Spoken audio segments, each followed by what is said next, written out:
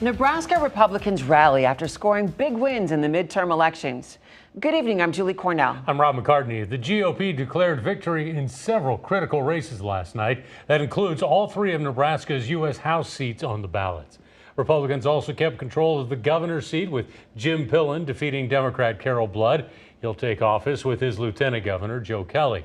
And the GOP candidates took several state races, including Attorney General, Secretary of State, Treasurer, and Auditor. Now, we have team coverage on the election. KATV News Watch 7's Andrew Ozaki reports on how the results impact the makeup of the unicameral. Bill Shammer looks at voter turnout. First, let's go to Joey Sapchik, who reports on the key Republican wins and the response from Democrats tonight. Rob, Julie, as election fervor quiets down, we wanted to talk to one of last night's big winners about the issues he'll dive into in Congress. We also asked Democratic leadership what they'll do differently looking towards 2024. The state GOP is celebrating a red wave that engulfed Nebraska, if not the nation. I want to thank the voters.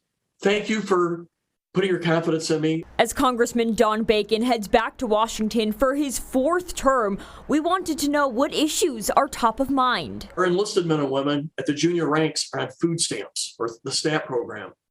We should be angry as hell about that. We got to fix that. Congressman Bacon also wants to focus on energy independence, relying on natural gas, nuclear energy, and wind and solar power. We should not have to go to Venezuela or OPEC and beg them to drill more. We can take care of our own needs here. It'd be good for America. There was victory for voter ID proponents Tuesday night, too. I think as a Republican, I would say that we have to build confidence in our election. Bacon does criticize Republicans who denied the results of the 2020 election, a position addressed by the Nebraska GOP Wednesday morning. They do not trust the elections. That's just a fact. It's a fact that election fraud is exceedingly rare in Nebraska.